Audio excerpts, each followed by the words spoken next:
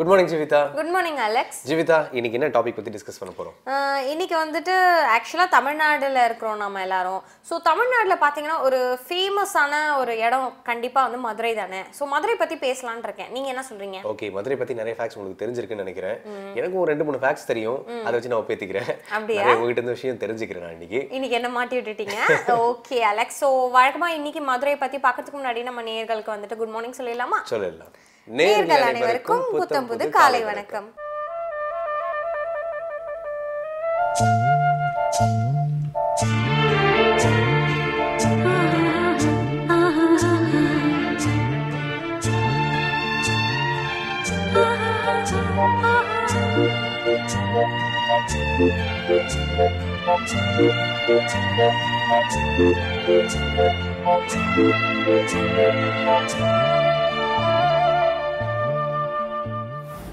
Okay Jeevitha, Madurai பத்தி உங்களுக்கு நிறைய விஷயம் தெரிஞ்சிருக்கும். எனக்கு தெரிஞ்ச விஷயத்தோட நான் ஸ்டார்ட் பண்றேன்.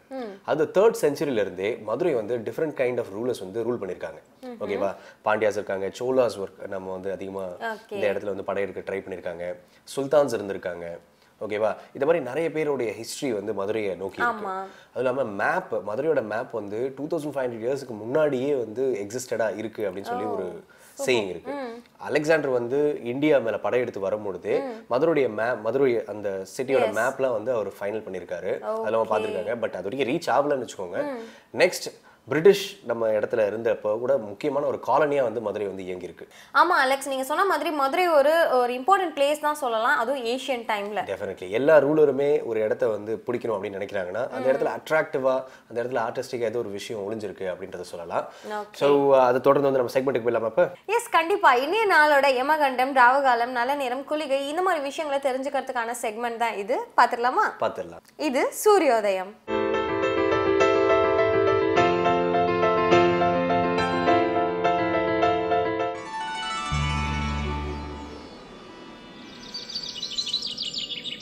இன்று 11/1/2015 ஞாயிற்றுக்கிழமை, ஜெயபருடம் மார்கழி மாதம் 27ஆம் தேதி.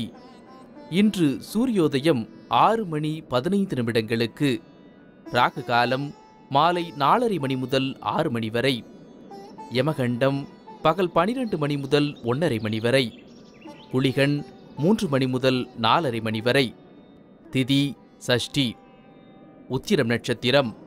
நல்ல நேரம் எனும் சுபபூரிகள் காலை 7 மணி முதல் 10 மணி வரை, 11 மணி முதல் 12 மணி வரை, பிற்பகல் 2 மணி முதல் 5 மணி வரை.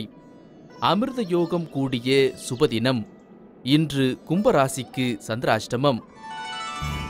ஓகே அலெக்ஸ், அடுத்ததா என்ன இன்ஃபர்மேஷன் கொண்டு வந்திருக்கீங்க? மதுரை பத்தி நிறைய விஷயங்கள் இருக்கு. பட் இருந்தாலும் நான் கேள்விப்பட்டேன் என்ன தெரியுமா, ரொம்ப பழைய காலத்துல, ஓகே, ஒரு 3-4 செஞ்சுரிஸ்க்கு முன்னாடின்னு வச்சுக்கோங்க, என்ன இருந்ததுன்னா மதுரை வந்து ரொம்பவே ஸ்ட்ராங்கா வெல்த்தியஸ்டான ஒரு பிளேஸா இருந்திருக்கு. பாண்டிய மன்னன் கீழே இருக்கிறதுனால அது ரொம்ப வெல்த்தியஸ்ட் பிளேஸா இருந்தது. இன்ஃபேக்ட் வந்து பாத்தீங்கன்னா பேர்ல்ஸா இருக்கட்டும், ஏதாவது ஜெம்ஸா இருக்கட்டும், இல்ல எனி அதர் ட்ரேடிங் பண்ணக்கூடிய விஷயமா இருக்கட்டும், ஃபார் எக்ஸாம்பிள் கோல்டோ, வைரமோ, வைடூரியம், எந்த ஒரு ஜெம்மா இருந்தாலும் அது மதுரையில இருந்தா வந்து எக்ஸ்போர்ட் பண்ணப்பட்டுச்சா, specially to Indonesia, China, Russia and even to Rome. நிஜமாவே கேட்க இன்ட்ரெஸ்டிங்கா இருக்கு. கண்டிப்பா இருக்காதா? ஏன்னா மதுரை எவ்வளவு பெரிய கிங்டம். எஸ், டெஃபினெட்லி பெரிய கிங்டம் தான் அது. இதுக்கு அடுத்த செக்மெண்ட் நீங்க சொல்லிட்டீங்கன்னா செக்மெண்ட்டுக்குள்ளே போயிடலாம். எஸ், கண்டிப்பா. ஆக்சுவலா வந்து இப்போ நம்ம பாத்தீங்கன்னா நம்ம எல்லாரையுமே ரொம்ப கூலா ஆக்கிறதுக்காக இசை மழையில நினைய போறோம். ஸோ பெரிய பெரிய சங்கீத வித்வான்கள் அவங்களோட சங்கீத இசைக்கிறதுக்காக ரெடியா இருக்காங்க. அதையும் கேட்டு தெரிஞ்சுக்கலாமா? தெரிஞ்சுக்கலாம். இது சங்கீத ஸ்வரங்கள்.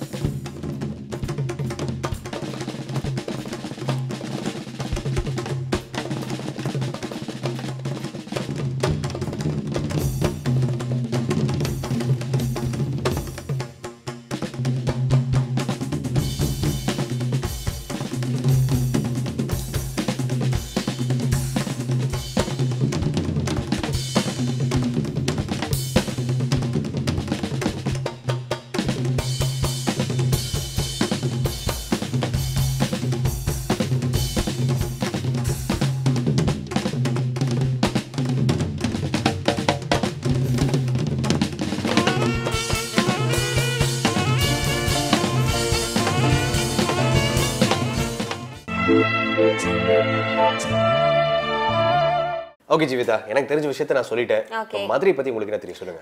மதுரை பத்தி எல்லாருக்கும் தெரிஞ்ச விஷயம் வந்து மீனாட்சி அம்மன் டெம்பிள். ஓகேவா, மதுரையிலேயே ஒரு ஃபேமஸான பிளேஸ்னா கண்டிப்பா மீனாட்சி அம்மன் டெம்பிள் தான்.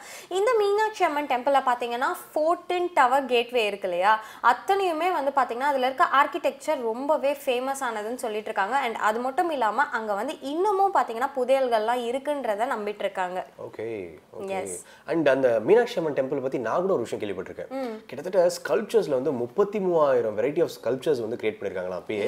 அது நம்ம வெளிநாட்டு மக்கள்னால வந்து ஸ்ட்ராங்கா சவுத் இந்தியன் கல்ச்சரை ரெப்ரசென்ட் பண்றதுக்கு மதுரை ஒரு சூப்பர் பிளேஸ் அப்படின்னு சொல்றாங்க இல்லையா? ஆஃப் கோர்ஸ், கண்டிப்பா வந்து நீங்க சொன்ன மாதிரி வெளிநாட்டுல இருக்கிறவங்கலாம் வந்துட்டு மதுரையை வந்து பார்த்தாங்கன்னா கண்டிப்பா இந்த மீனாட்சி அம்மன் டெம்பிளை விசிட் பண்ணாம போகவே மாட்டாங்க. அவ்வளோ ஒரு ஃபேமஸான டெம்பிள் அது. டெஃபினெட்லி.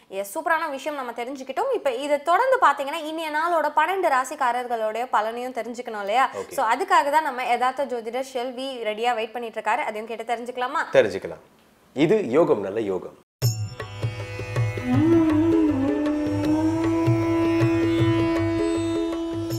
வேந்தர் டிவி நேயர்கள் அனைவருக்கும் இனிய காலை வணக்கம். யோகம் நல்ல யோகம் நிகழ்ச்சியின் மூலியமாக உங்கள் அனைவரையும் சந்திப்பதில் மகிழ்ச்சி அடைகின்றேன். ஒவ்வொரு நாளும் அவர்களுக்குண்டான ராசி பலன்களை பார்த்து கொண்டு வருகின்றோம். அப்படி பார்க்கையில் இன்றைய நாளானது 11/1/2015 ஆண்டு மார்கழி மாதம் 27ஆம் நாள் ஞாயிற்றுக்கிழமை. இந்த ஞாயிற்றுக்கிழமை என்பது மனிதர்களுக்கு ஒரு ஓய்வு கொடுக்கக்கூடிய நாளாக உலகம் முழுவதும் இருக்கின்றது. அந்த ஓய்வு நாளில் கூட நம்மளுடைய தினப்பலன்கள் நாம் ஏறி பார்க்கின்றோம் என்றால் அதில் ஏதேனும் கெடுபலன்கள் இருந்தால் அந்த நாளில் கூட நாம் கவனமாக இருப்பதற்காக தான் என்பதையும் நினைவில் வைத்துக் கொள்ளுங்கள். முதலாவதாக நாம் பார்க்கக்கூடிய ராசி மேஷராசி. மேஷராசிக்கு இன்று நிச்சயமாக மிகப்பெரிய ஏற்றத்துக்குடன் சந்தோஷமாக செல்லக்கூடிய நாள். எனவே இந்த சந்தோஷ நாளை நீங்கள் குடும்பத்தாருடன் பொழுதை கழிக்க வேண்டும் என்று நினைத்தாலோ அல்லது வெளிவட்டாரத்தில் நண்பர்களுடன் கழிக்க வேண்டும் என்று நினைத்தாலோ அந்த அமைப்புக்கு நிச்சயமாக பலன் ஏற்படும். அதை நல்ல விஷயமாக ஏற்படுத்தி கொள்ளுங்கள். கிரக அமைப்புகள் அவ்வளவு அற்புதமாக காணப்படுவதனால் கண்டிப்பாக குடும்பத்திற்கு தேவையான ஒரு செலவினங்கள் செய்வதற்குண்டான நல்ல விஷயம் இன்று ஏற்படும். அதை முறையாக செய்து பலன் பெறுவது உங்களுடைய புத்திசாலித்தனத்தை பொறுத்தது. மேலும் எதிர்பார்க்காத நல்ல செய்திகள் கடல் கடந்து கண்டிப்பாக வருவதற்கோ அல்லது கடல் கடந்து பயணங்கள் மேற்கொள்வதற்கோ சிலருக்கு சந்தோஷ அமைப்பு ஏற்படுத்தி தரும். சிலர் கடல் கடந்து குடும்பத்தாருடன் பிரிந்து இருந்தவர்கள் கூட குடும்பத்தாருடன் மீண்டு சேருவதற்குண்டான முயற்சியை இன்றையிலிருந்து ஆரம்பித்தால் அதற்குண்டான நிச்சய பலன் விரைவில் ஏற்படும். அடுத்ததாக பார்க்கக்கூடிய ராசிக்காரர்கள் ரிஷப ராசிக்காரர்கள். வெளிவட்டாரமோ உத்தியோகத்திலோ ஒரு சந்தோஷமான அமைப்புகள், எல்லா பிரச்சனைகளும் தீர்வதற்குண்டான பிரார்த்தங்கள் கிடைச்சாலும் பிள்ளைகளுடைய தேக ஆரோக்கியம் இன்று மிக கவனமாக இருப்பதும் பிள்ளைகளுக்கு உங்களுக்கும் சிறிய வாக்குவாதங்கள் கூட இன்றைய ஓய்வு நாளுடைய நிம்மதியை கெடுத்துவிடும் என்பதையும் நினைவில் வைத்துக் கொள்வது ரிஷபராசிக்காரர்களுக்கு நன்மை ஏற்படுத்தி தரும். மற்றபடி வெளிவட்டாரத்திலோ கொடுக்கல் வாங்கலிலோ எந்தவித சந்தோஷ குறைபாடும் காணப்படவில்லை என்பதையும் நினைவில் வைத்துக் கொள்வது நன்மை தரும். அடுத்ததாக நாம் பார்க்கக்கூடிய ராசிக்காரர்கள் மிதுன ராசிக்காரர்கள். மிதுன ராசிக்காரர்களுக்கு இந்த ஞாயிற்றுக்கிழமை ஒரு விஷயத்தில் கவனமாக இருக்க வேண்டும். குறிப்பாக தாய் தந்தையர் உடல்நிலை, தாய் தந்தையருடன் சிறு வாக்குவாதங்கள் மன கஷ்டத்தை ஏற்படுத்துவதுடன் இரத்த பந்த உறவுகளுடைய தேக ஆரோக்கியம், இரத்த பந்த உறவுகளுக்கும் உங்களுக்கும் சிறு வாக்குவாதங்கள் கூட இன்றைய நாளில் மிகப்பெரிய சந்தோஷத்தை பரிபூர்ணமாக கெடுத்து நிம்மதியற்ற தன்மையாக்கி சாப்பாடுகள் கூட கோபத்தை காட்டக்கூடிய அளவுக்கு வீரியம் ஏற்பட்டுவிடும் என்பதனால் அந்த ஒரு விஷயத்தில் மிக கவனமாக இருப்பது உங்களுக்கும் உங்கள் சார்ந்தவர்களுக்கும் நன்மை ஏற்படுத்தி தரும். அடுத்ததாக நாம் பார்க்கக்கூடிய ராசிக்காரர்கள் கடக ராசிக்காரர்கள். யோகத்தை தரக்கூடிய நல்ல நாளாக இன்றைய நாளை யூஸ் செய்து கொள்ளுங்கள். அதை சரியாக பயன்படுத்தி கொள்வது உங்களுடைய புத்திசாலித்தனம். இந்த நாளில் தேவையில்லாத வாக்குவாதத்தை அறவே தவிர்த்து கொள்ளுங்கள். கண்டிப்பாக குடும்பத்தினர் செய்கின்ற சிறு தவறுகளை கூட பூத கண்ணாடி வைத்து ஆராய்ச்சி செய்யாமல் இருப்பது கடகராசிக்காரர்களுக்கு இன்றைய நாளில் மிக அற்புதத்தை ஏற்படுத்தி தரும். நல்ல விஷயங்கள் அனுகூலத்தை ஏற்படுத்தி தரும். கடல் கடந்த நல்ல செய்திகள் வருவதுடன் கடல் கடந்த உத்தியோகத்தில் இருந்தவர்கள் கூட குடும்பத்தாருடன் சென்று சேருவதற்குண்டான முயற்சிகள் இன்றையிலிருந்து ஆரம்பித்தீர்கள் என்றால் நிச்சயமாக அந்த முயற்சிக்கு விரைவில் வெற்றி பலன் ஏற்படுத்தி தரும். சிலருக்கு உத்தியோக நிமித்தமாகவும் சந்தோஷத்திற்காகவும் கடல் கடந்த பயணங்களை திட்டமிடுதல் என்றால் இன்றைய நாளிலிருந்து ஆரம்பிப்பது நிச்சயமாக அது ஒரு நல்ல முயற்சியும் அனுகூலத்தையும் ஏற்படுத்தி தரும் என்பதை கடகராசிக்காரர்கள் உணர்ந்து கொள்ள வேண்டும். அடுத்ததாக நாம் பார்க்கக்கூடிய ராசிக்காரர்கள் சிம்ம ராசிக்காரர்கள். சிம்ம ராசிக்காரர்களுக்கு இன்றைய நாளில் பார்த்தீர்கள் என்றால் சந்திரனின் சஞ்சாரம் ராகுவுடன் இருப்பதனால் ஒரு விஷயத்தில் கவனமாக இருக்க வேண்டும். அந்த ராகுவானவர் வாக்குஸ்தானத்தில் ஏற்கனவே உள்ளதுடன் சந்திரனும் சேர்ந்திருப்பதனால் வார்த்தை கொடுத்தீர்கள் என்றால் அதனால் விரயம் ஏற்படுவதற்கு உண்டான சாத்தியக்கூறுகள் காணப்படுகிறது. எனவே வார்த்தைகளில் தேன் தழுவிய வார்த்தையோடு எல்லாவற்றிலும் இதம் சொல்லக்கூடிய வார்த்தையை பிரயோகப்படுத்துவதே சிம்மராசிக்கு இன்றைய நாளில் மிக நன்மை ஏற்படுத்தி தரும்.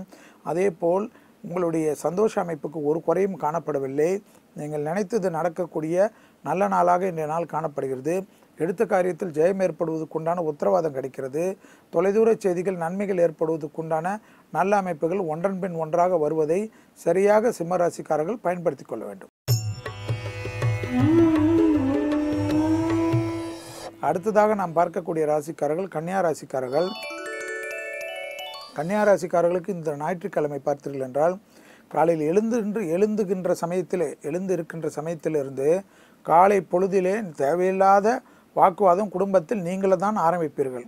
அந்த அமைப்பை நிச்சயமாக நிறுத்தி கொள்ளுங்கள். ஏனென்றால் ஒன்றுமே இல்லாத ஒரு விஷயத்தை முடித்து போட்டு அதில் இப்படி செய்தீர்கள் அப்படி செய்தீர்கள் என்று துணையோ அல்லது துணைவியாருடனோ பிள்ளைகளுடனோ தாய் தந்தையருடனோ ஏதேனும் ஒரு வகையில் உபத்திரத்தை ஆரம்பிப்பீர்கள். அதே போல் ஏற்கனவே உணவு குழாயோ செரிமான பகுதிகளிலோ தோள்களில் நிறமாற்றங்களிலோ ஒவ்வாமையில் உள்ள கன்னியா ராசிக்காரர்களுக்கு இன்று அந்த நோயின் தாக்கம் வீரியம் அதிகமாகலாம். எனவே ஒவ்வாமை செய்யக்கூடிய எந்த பொருளையும் சேர்த்துக்கொள்ளாமல் இருப்பது புத்திசாலித்தனம். கண்டிப்பாக வாசனை திரவியங்களால் பெரிய அளவு பாதிப்புகள் ஏற்படலாம். இன்றைய நாள் மிக கவனமாக இருப்பது உங்களுக்கு நன்மை தரும். அடுத்ததாக பார்க்கக்கூடிய ராசிக்காரர்கள் துலா ராசிக்காரர்கள். எடுத்த காரியத்தில் இன்று சந்தோஷம் அனுகூலங்கள் காணப்பட்டாலும் உத்தியோகத்தில் ஓய்வு நாளாக இருந்தாலும் நீங்கள் செல்ல வேண்டிய பந்தம் ஏற்பட்டால் நிர்பந்தம் ஏற்பட்டால் உடனடியாக சென்று விட்டு வருவதுதான் சந்தோஷ அமைப்பை ஏற்படுத்தி தரும். நான் ஏன் ஓய்வு நாளைக்கு கூட உழைக்கணுமா என்று வீண் கோபம் கொள்ளாதீர்கள். உங்களுடைய தேவை அவர்களுக்கு தேவை என்பதை சரியாக போய் அவர்களுக்கு உழைத்து விட்டு அதன் மூலியமாக நல்ல பேர் எடுத்துவிட்டு வருவது நன்மை தரும். அப்படி செய்யவில்லை என்றால் தேவையில்லாத பிரச்சனைகள் உத்தியோகத்தில் ஏற்படுவதற்கு சாத்தியக்கூறுகள் காணப்படுகிறது. அந்த உத்தியோக விஷயத்தில் மிக கவனமாக இருங்கள். அதே போல் தேவையில்லாத வீண் விரயங்கள் காணப்படுவதனால் அனாவசிய செலவுகளை இன்று செய்ய மாட்டேன் என்ற முடிவு வைத்துக் கொள்ளுங்கள். ஏதேனும் ஒரு புடவை கடைக்கோ அல்லது துணி கடைக்கோ ஷர்ட்டு வாங்குவதற்கு ஒரு ஷர்ட்டு வாங்க வேண்டும் என்று சென்றால் அந்த ஒரு ஷர்ட்டோ அல்லது ஒரு புடவையை மட்டும் வாங்கி கொள்ளுங்கள். பார்ப்பதையெல்லாம் வாங்கி கடன் அட்டையை தேய்ப்பது பெரும் பிரச்சனையை எதிர்காலத்தில் ஏற்படுத்திவிடும் என்பதை துளாராசிக்காரர்கள் இன்று உணர்ந்து கொள்ள வேண்டும். அடுத்ததாக பார்க்கக்கூடிய ராசிக்காரர்கள் விருச்சிக ராசிக்காரர்கள்.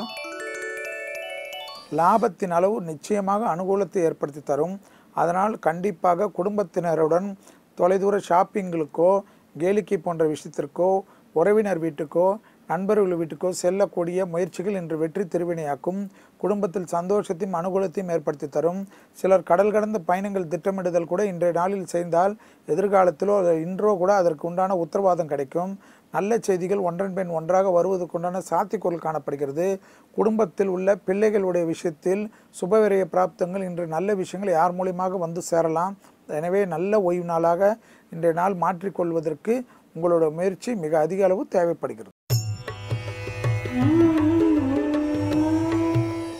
அடுத்ததாக நாம் பார்க்கக்கூடிய ராசிக்காரர்கள் தனுசு ராசிக்காரர்கள்.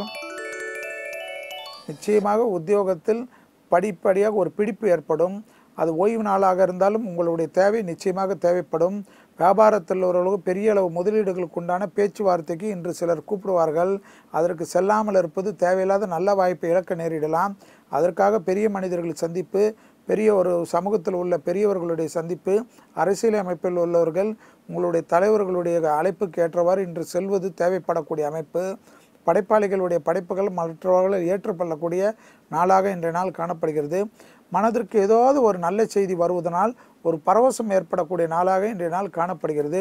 சிலர் பெண்களாக இருக்கின்ற பட்சத்தில் உங்களுடைய உத்தியோகத்திலிருந்து நல்ல செய்திகள் வருவது போல் குடும்பத்தாருடன் ஒரு நல்ல விஷயத்திற்கு உணவு அருந்துதல் மற்ற ஷாப்பிங் போன்ற விஷயத்திற்கு செல்லக்கூடிய பிராப்தமும் ஏற்படும். அடுத்ததாக நாம் பார்க்கக்கூடிய ராசிக்காரர்கள் மகர ராசிக்காரர்கள். வெளிவட்டாரம் உத்தியோகமெல்லாம் சீரும் சிறப்பும் உங்களுடைய கண்ட்ரோலிலே இருக்கும்.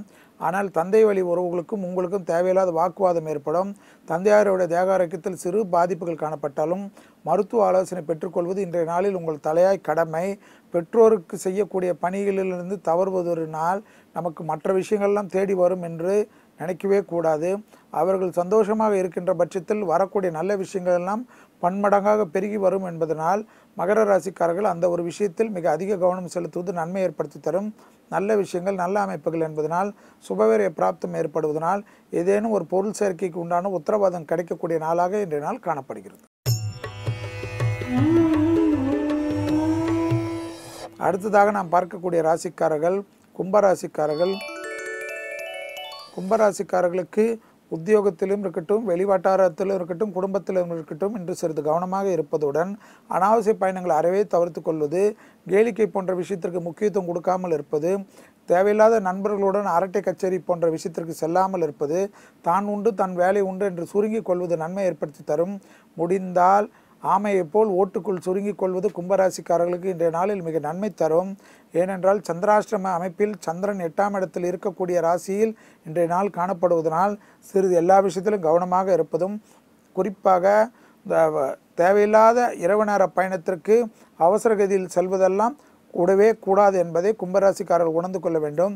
அனாவசிய செலவுகளை அறவே தவிர்த்து கொண்டால், ஏனென்றால் ஏதேனும் செலவு செய்தாலும் அந்த பொருள் உங்களுக்கு யூஸ் ஆகாத வழியில் நீங்களாகவே வாங்கி கொள்வீர்கள். எனவே அந்த வீண் விரயத்தை தவிர்த்து கொள்வது நன்மை தரும். அடுத்ததாக இறுதியாக பார்க்கக்கூடிய ராசிக்காரர்கள் மீன ராசிக்காரர்கள். தொழில், வார்த்தைக்கு மதிப்பு, உத்தியோகத்தில் மேன்மை, உத்தியோகத்தில் நிம்மதி, உங்களுடைய மேலதிகாரிகளே உங்களுக்கு ஓய்வெடுத்து சொல்லக்கூடிய அமைப்புக்கு உங்களுடைய வளர்ச்சி இருக்கும். அந்த அளவுக்கு அனுகூலமான அமைப்புகள் ஏற்படும். தொட்டது தொடங்கக்கூடிய காலகட்டம் எல்லாம் காணப்பட்டாலும் இனம் புரியாத ஒற்றை தலைவலி நோய் உபத்திரம் உள்ளவர்கள், சைனஸ் தொந்தரவு உள்ளவர்கள் மிக கவனமாக இன்றைய நாள் இருக்க வேண்டும். அதே சமயம் சர்பத்தினுடன் ராகுவுடன் சந்திரன் சஞ்சரிப்பதனால் துணை அல்லது துணைவியாருடைய தேக ஆரோக்கியத்தில் சிறு குறைபாடுகள் காணப்பட்டாலும் மருத்துவ ஆலோசனை பெற்றுக்கொள்வதும், பிறர் குடும்ப விஷயத்தில் நீங்கள் ஆலோசனை கூறினால் உங்கள் குடும்பத்திற்காக பஞ்சாயத்துக்கு ஆட்களை தேட வேண்டி வந்துவிடும் என்பதை நினைவில் வைத்துக் கொள்ளுங்கள். உங்கள் குடும்ப விஷயத்தில் அந்நீர் தலையீடோ, உறவினர் தலையீடோ, நண்பர்கள் தலையீடோ பஞ்சாயத்துக்கு வர வைக்கக்கூடாத நாள் என்பதை நினைவில் வைத்துக் கொள்ளுங்கள். எடுத்த காரியத்தில் வெளிவட்டாரத்தில் மிகப்பெரிய மேன்மையும் அனுகூல பிராப்தம் காணப்பட்டாலும் குடும்ப விஷயத்தில் சிறு சண்டைகள் இந்த ஓய்வு நாளை பால்படுத்திவிடும் என்பதை நினைவில் வைத்துக் கொள்ளுங்கள் மீனராசிக்காரர்கள். மீண்டும் நாளை யோகம் நல்ல யோகம் நிகழ்ச்சியில் உங்கள் அனைவரையும் சந்திப்பதில் மகிழ்ச்சி அடைகின்றேன். நன்றி, வணக்கம். ஓகே ஜீவிதா, லாங் அகோ மதுரையை பில்ட் பண்ணப்பவே ரொம்பவே ஆர்கிடெக்சரலா பார்த்து கட்டியிருக்காங்க அப்படின்னு சொல்லலாம். அப்படியா? எப்படி பாத்தீங்கன்னா பாண்டிய மன்னன் வந்து இந்த சிட்டியை பில்ட் பண்றப்பயே லோட்டஸ் ஷேப்ல வந்து மதுரை சிட்டியை வந்து பில்ட் பண்ணிருக்காரு. ஓ வாவ். சோ அந்த லோட்டஸ்க்கு சென்டர்ல வந்து மீனாட்சி அம்மன் டெம்பிள் இருக்கு. சோ இது வந்து பாத்தீங்களா ரொம்பவே பார்த்து அழகா கட்டியிருக்காங்க. லேட்டர் வந்து அது நாயக் அவங்க கையில வந்துருச்சு இல்லையா? பட் இருந்தாலும் அந்த ஆர்கிடெக்சரை வந்து மறைக்காம அழகா அதை அப்படியே வந்து பில்ட் பண்ணி அப்படியே ஃபிக்ஸ் பண்ணி வச்சிருக்காங்க. இது வரைக்கும் மதுரை மாறவே இல்லை அப்படின்னு சொல்லலாம். வாவ், ரொம்ப அழகான விஷயம் தான் சொல்லியிருக்கீங்க. Thank you so much Alex. கண்டிப்பா நம்ம வாழ்க்கையில எல்லாருக்குமே ஒரு கைடு இருப்பாங்க இல்லையா? அதுவும் நம்ம வாழ்க்கையில ஒரு முக்கியமான கைடுனா அது கீதை தான். கீதையில இருக்கிற அழகான அர்த்தமுள்ள விஷயங்களை தான் பகிர்ந்துக்கிறதுக்காக பரசுராமர் ஐயா இருக்கிறாரு. ஸோ என்னன்றதை கேட்டு தெரிஞ்சுக்கலாமா? தெரிஞ்சுக்கலாம். இது கீதை காட்டும் பாதை.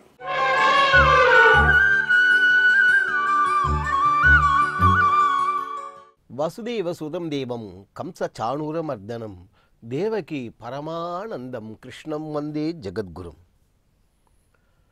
வேந்தர் டிவி நேயர்களுக்கு அன்பு வணக்கங்கள்.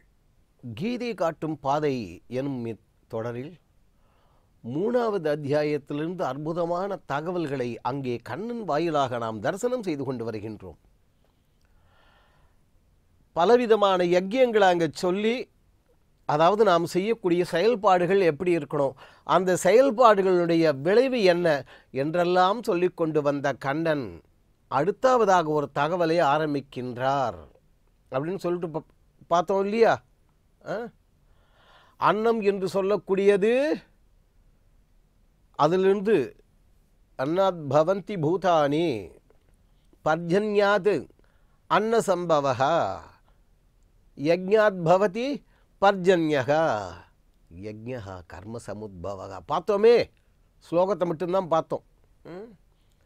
எளிமையான விளக்கம் நேருக்கு நேராக பார்க்க வேண்டுமென்றால், அன்னத்திலிருந்து உயிர்கள் உண்டாகின்றன, சாப்பாட்டிலிருந்து. அந்த அன்னம் எதிலிருந்து உண்டாகின்றது? மழையிலிருந்து உண்டாகின்றது. அந்த மழை எதிலிருந்து உண்டாகின்றது? யாகம், யஜ்யம், அதிலிருந்து உண்டாகின்றது. அந்த யஜ்யம் எதிலிருந்து உண்டாகின்றது? கர்ம சமுத்பவகா, கர்மங்களிலிருந்து, கடமைகளிலிருந்து, செயல்களிலிருந்துன்னு சொல்கிறோம் இல்லையா, அது. இதை அந்த சம்ஸ்கிருதத்துலன்னா அன்வயப்படுத்திக்கிறதுன்னு சொல்கிறது, தமிழ்லன்னா கொண்டு கூட்டுன்னு சொல்லுவோம். அதை ரெண்டையும் விட அந்தாதி முறையில் மண்டலித்தல்னு சொல்லுவோம் இல்லையா, அப்படி பார்த்தோன்னாக்கா இந்த ஒரு ஸ்லோகத்துக்கு மட்டுமே அர்த்தம் போருமே. முதல்ல அன்னாத் பவந்தி பூதானி ஆரம்பத்தில் பார்த்தோம் இல்லையா, அந்த அன்னத்துக்கே இந்த கடைசியில் கர்ம சமுத்பவகா கொண்டு போய் அங்கே சேர்த்துட்டுருங்கோ. தன்னுடைய கடமையை ஒழுங்காக செய்பவன் எவனோ, செயலற்றவன் ஒரு காலும் அனுபவிக்க உணவை உண்ண முடியாது.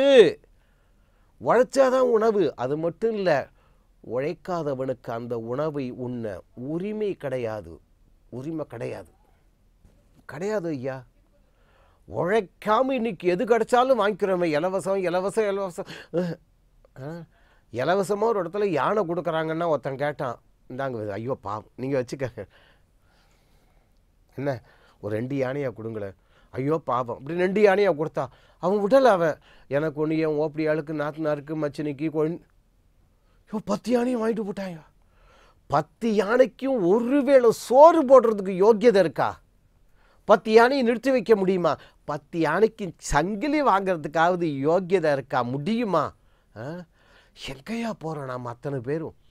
எது கிடைச்சாலும் வாங்கி வாங்கி வாங்கி வாங்கி வச்சுக்கிட்டு அதுகளை கட்டி காப்பாற்றி, ஐயோ இத்தனோடு பென்சில் தொலைஞ்சு கொடுத்தோன்னா வாழ்க்கையே போயிடுத்துங்கிறோமே. எவ்வளவு மனிதர்களிடம் அன்பாக நமக்காக வாழ்பவர்களிடம் முட்டி மோதி பிரச்சனையாக்கிட்டு இருக்கோமே. எதுவும் எங்கேயும் இல்லை, இங்கே தான் எல்லாம் நம்ம வச்சுருக்கோம். தெரியறதா? உழைக்காதவனுக்கு கர்ம சமுத்பவகான்னு சொன்னோமே, இதை கொண்டு போய் முதல்ல அண்ணா சொன்னோம் இல்லையா, அங்கே வச்சுக்கோங்கோ. உழைக்காதவனுக்கு உணவை உண்ண யோக்கியதை கிடையாது. எல்லாரும் சாப்பிடும் பொழுது எடுத்து சாப்பிட்றோம். இதை சாப்பிட்றதுக்கு எனக்கு தகுதி இருக்கா? இன்னைக்கு இதை உண்ணக்கூடிய அளவுக்கு நான் உழைத்தேனா? என்னால் ஏதானும் இந்த உலகத்துக்கு பலன் இருந்ததா? ஒன்றும் இல்லை. தெருவில் வீட்டுக்குள்ளேயே இருக்கல 4 குப்பை பேப்பர் எடுத்து ஓரமாக போட்டேனா? ரோட்டில் போகும்பொழுது நடுவில் இருக்கிற 2 கண்ணாடி துண்டு ஒரு முள் எடுத்து ஓரமாக போட்டேனா? சார் அதெல்லாம் நீங்கள் சொல்லாதீங்க sir, it's none of your business. can you follow me அப்படின்னு தலையை ஆட்டிவிட்டு, ரோடை க்ளீன் பண்ணுறதுக்கு தான் சர்வன்ட்ஸ் வச்சுருக்காளே, வீட்டு க்ளீன் பண்ணுறதுக்கு தான் மெயின்டெனன்ஸ் வச்சுருக்காளே அப்படின்னு. அப்போ நீங்கள் என்ன பண்ணுறீங்க? தெரியறதா? அந்தந்த தர்மம், சாஸ்திரம், கண்ணன் வாக்கு எல்லாத்தையுமே விட்டுடுங்கோ. லௌகீகமாக உங்கள் வாழ்க்கை முறைப்படி பார்த்தாலும் சரி, இந்த கை ஒரு நாளைக்கு, இந்த கால் ஒரு நாளைக்கு இத்தனை தடவையாவது குனிஞ்சு மடங்கி நிமிந்து எல்லாம் பண்ணினாதான் சார் அது ஆக்ஷனில் இருக்கும். தெரியறதா? அது இல்லைன்னு வச்சுக்கோங்க, அவ்வளோதான். டாக்டர் என்னென்னா ஆக்ஷனாக இருப்பார், நம்ம ஆக்ஷன் லெஸ்ஸாக போடுவோம். தெரியறதா? இதைத்தான் உழைக்காதவனுக்கு உண்பதற்கு தகுதி இல்லை. தகுதி இல்லை மட்டும் இல்லை, உரிமையே இல்லை. உபநிடதங்கள் இதைத்தான் ஐயா கதையாகவே சொல்லித்து. ஒரு இடத்துல இலவசமாக சுண்டல் கொடுத்துட்டு இருந்தாங்க. ரொம்ப வேதமெல்லாம் கரைச்சி கொடுத்தவர் ஒருத்தர் போனார். பசி தாங்கலை அவருக்கு. நேரம் போய் அப்படிங்கிறார், எங்கே இங்கே பசிக்கிறது, இங்கே பசிக்கிறது, அப்புறம் எங்கே? ஒரு கை அள்ளி போட்டு இன்னொரு கை உண்டு சுண்டலையும் அள்ளி போட்டார். இல்லை இலவசமாக தான் வாங்கி வேக வேகமாக சாப்பிட்டார். விக்கல் வந்துடுத்தோ. ஐயோ பாவம் பெரியவருக்கு விற்கிறதுப்பா, அந்த தண்ணி எடுத்து கொடு அப்படின்னு அந்த தர்மசாலையில் இருந்தவர் என்ன பண்ணினார், ஒரு சொம்பு நிறையா தீர்த்தத்தை எடுத்து, இந்தாங்க சுவாமி குடிங்கோ, இந்தாங்கோ தீர்த்தம்னார். இலவசமாக நான் எதையும் பெற்றுக்கொள்ள மாட்டேன். தண்ணி எங்கே கிடைக்கும் சொல்லு, நான் போய் அங்கே குடிச்சுக்கிறேன். இங்கேருந்து 1 மைல் தூரம் போகணும், அதாவது 1.5 கிலோமீட்டர் தூரம்னு வச்சுக்கோங்க, அங்கே இருக்குது, அங்கே போய் குடிச்சுக்கோங்கன்னு. இவர் ஓடினார் அப்படின்ட்டு அங்கே ஓடுறார். இந்த தர்மசாலை அதிகாரி இருக்கார், இவரு பின்னாலேயே ஓடினார். இன்றைக்கி வாயா ஓடணும் ஒரு கை பார்த்து. அவர் அங்கே போய் நல்லா தண்ணியை குடித்து அந்த விக்கல் நின்றுபடுத்து. இப்போ கேட்டார், சரி இலவசமாக தண்ணியை வாங்கிக்க மாட்டேன்னு சொன்னலே சுவாமி, என்கிட்டேருந்து ஒரு கை சுண்டலை மட்டும் வாங்கி உண்டீர்களே. அப்பா, அது ஆபத்து கால தர்மம்டா. அந்த சுண்டலை நான் உண்ணவில்லை என்றால் இறந்து போயிருப்பேன். இது ஆபத்து கால தர்மம். ஆனால் அதற்கப்புறம் சுண்டல் நான் சாப்பிட்டேன் இல்லையா? ஆமாம் சுவாமி, என் உடம்புல தெம்பு வந்துடுத்தோ. இனிமேல் எனக்கு வேண்டியதை நான் உழைத்துத்தான் ஏற்றுக்கொள்ள வேண்டுமே தவிர இலவசமாக கிடைக்கிறதுங்கிறதுக்காக எல்லாத்தையும் வாங்கி வாங்கி வச்சுக்க உபநிடத கதை இது. தெரிகிறதா? இப்போ வாங்கோ நாம் செய்யும் நற்செயல்கள்.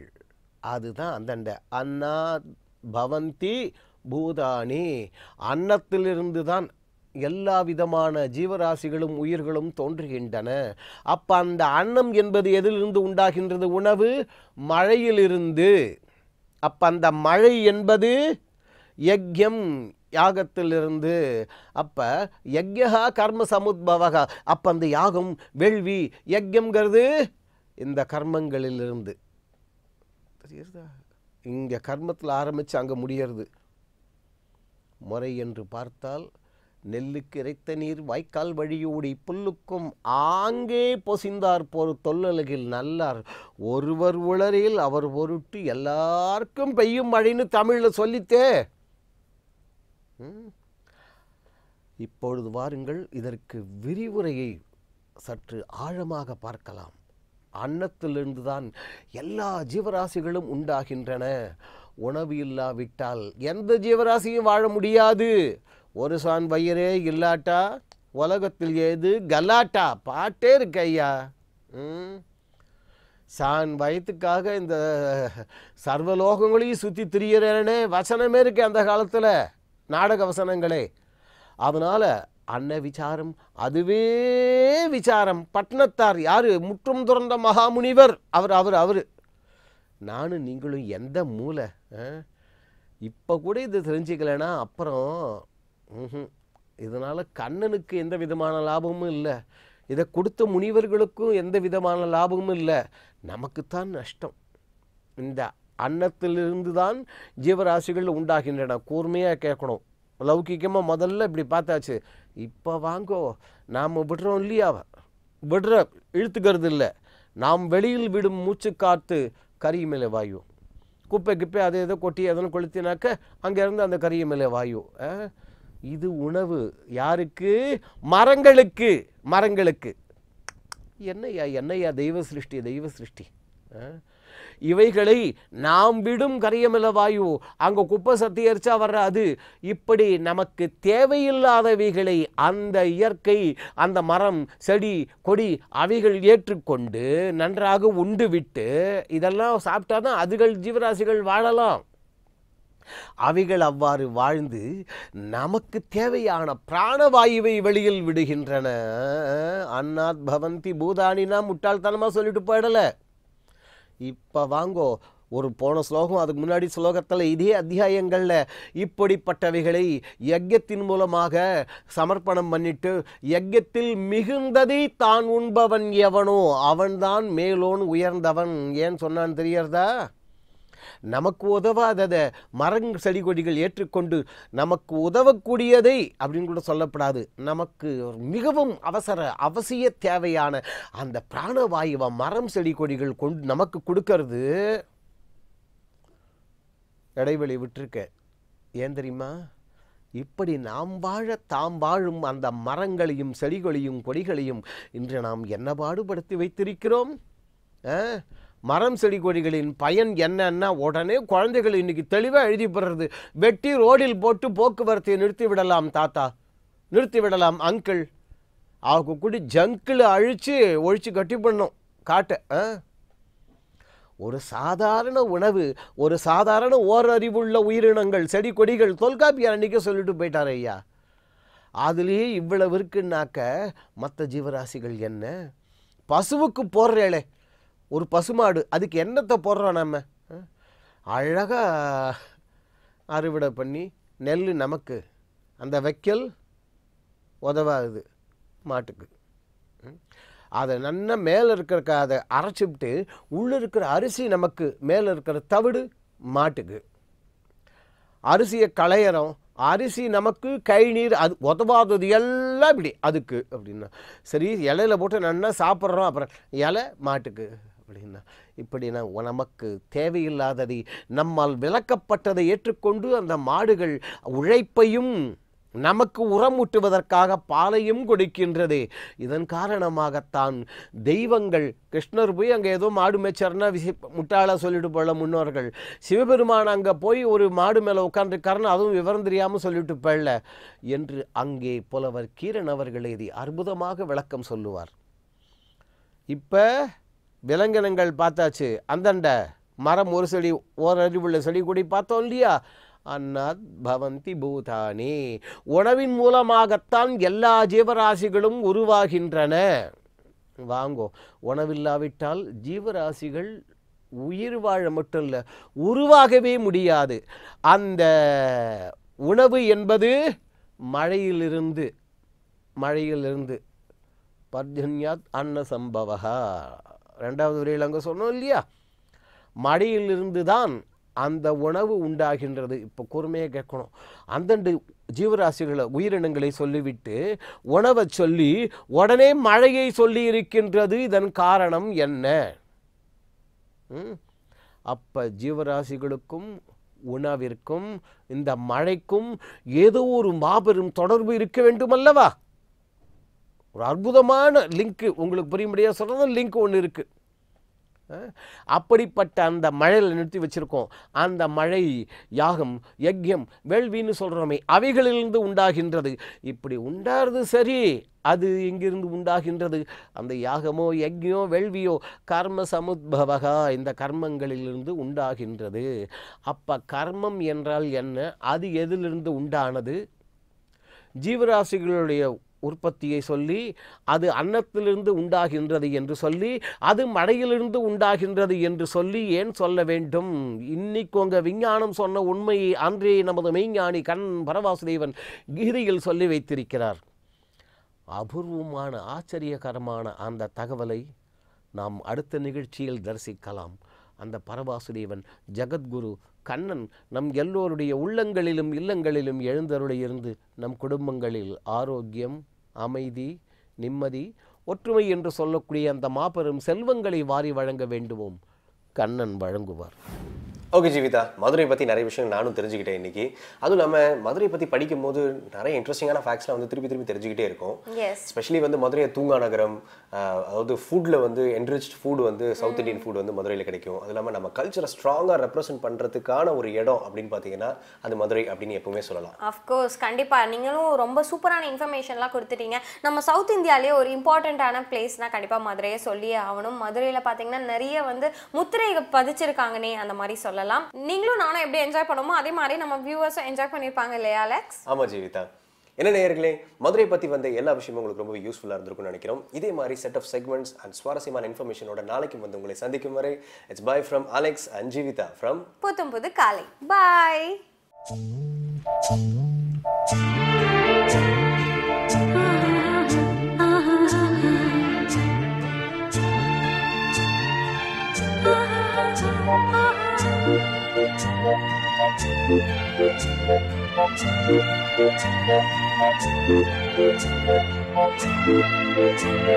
Thank you.